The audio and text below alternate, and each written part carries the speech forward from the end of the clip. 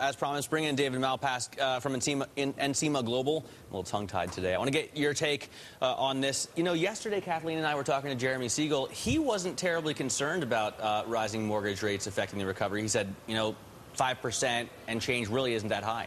Yeah, I don't think buyers are that sensitive to mortgages. They want to see that they're going to have a job. They want to think that housing prices have bottomed, so that will have a bigger effect. We've got the inventories working off in the new home market.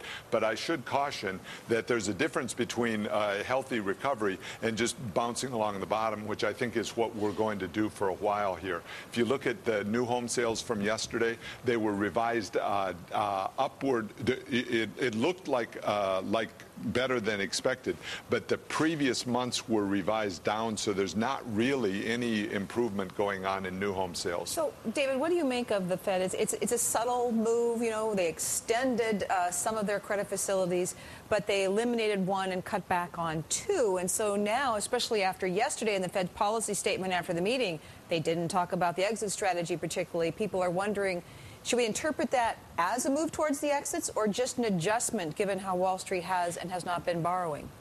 I think the Fed's announced the exit strategy in a bunch of areas. They've said how commercial paper could be burned off and so on down the list. And now today they're giving us action. So they're showing that they can just discontinue programs once the need is gone for those. So I take it as quite positive. I'd like to see them go farther. I think they should announce the suspension of the Treasury buying program. Why? As we saw in today's auction, there's no real need for it. The market is absorbing huge amounts. And the problem with Treasury buying, with the Fed buying Treasuries, is people allege or worry that the Fed is monetizing the national debt, which is not the position you want to be in when you're trying to sell a lot of debt. But you have been a fan. My contention, Treasury yields would go down if the Fed announced that it was going to suspend purchases. Why?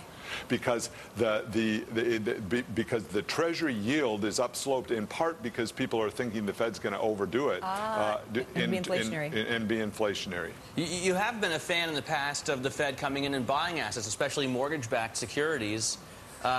But now you think it's too late?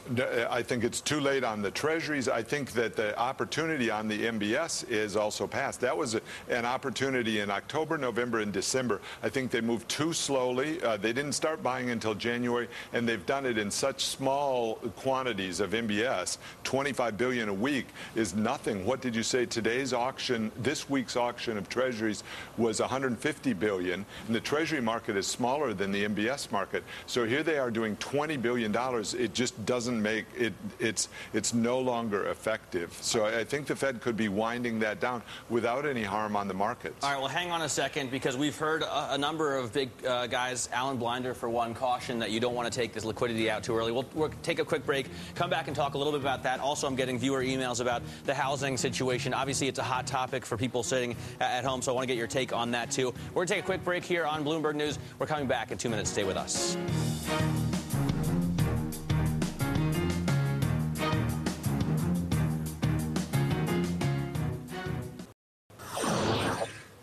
All right, just about 36 minutes to go in this market. Take a look quickly at the gains in the indexes. The Dow up 100, the S&P there up 1.9% to 917. The Dow up 150 points and change to 84.52.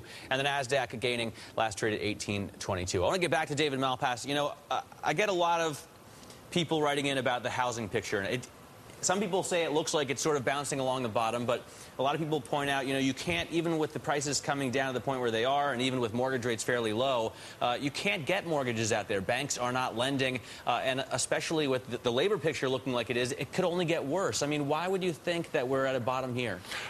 I think it's going to be tough. In some regions of the country, we probably are, so you'll hear stories from those. But in general, nationwide, you've still got this giant tangle. Securitizations of mortgages aren't really working. Jumbo mortgages aren't working. One of the problems is these residential mortgage modification plans. So Washington keeps trying to find a way to reduce the principal of mortgages, but then they change the rules and they never are clear on what the rules are. And so it's stopping up the whole market. So you're getting not only no credit flowing, but if you're a foreigner taking a look at the U.S., always in the past we had the benefit that we had better contract law than other places in the world.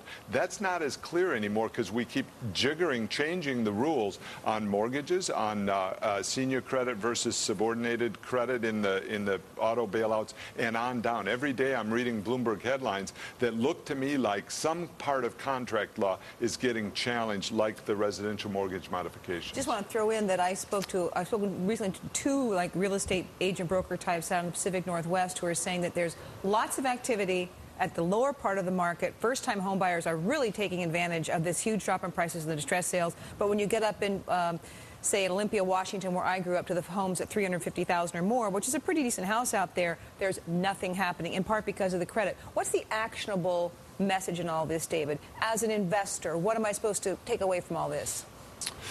Well, that Washington needs to do more changes to make this work. They need to re-solidify the rule of law in terms of contracts, which they're not doing. It's hurting the dollar. They need to, I think, stabilize the dollar and say that they would like it to be stable over the long run. They keep saying free float, and the investors read that as the dollar's going to crash, so they buy commodities, which is a diversion of money away from the real economy. I think on regulatory policy, it's even the white paper that came out last week from the administration didn't straighten out what they're going to do with regard to CDS, with the bond rating agencies, and so there's this host of stuff that's still left up in the air.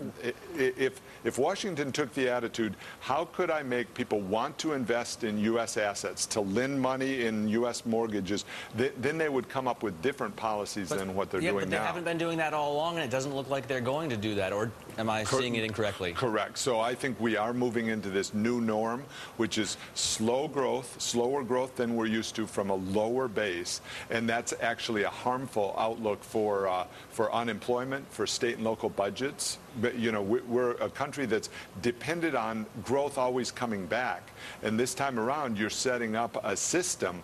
Weak contract law, for example, is not going to help either the dollar or people invest into the U.S. All right. Hey, David, thanks so much for joining us today. David Malpass from Encima Global.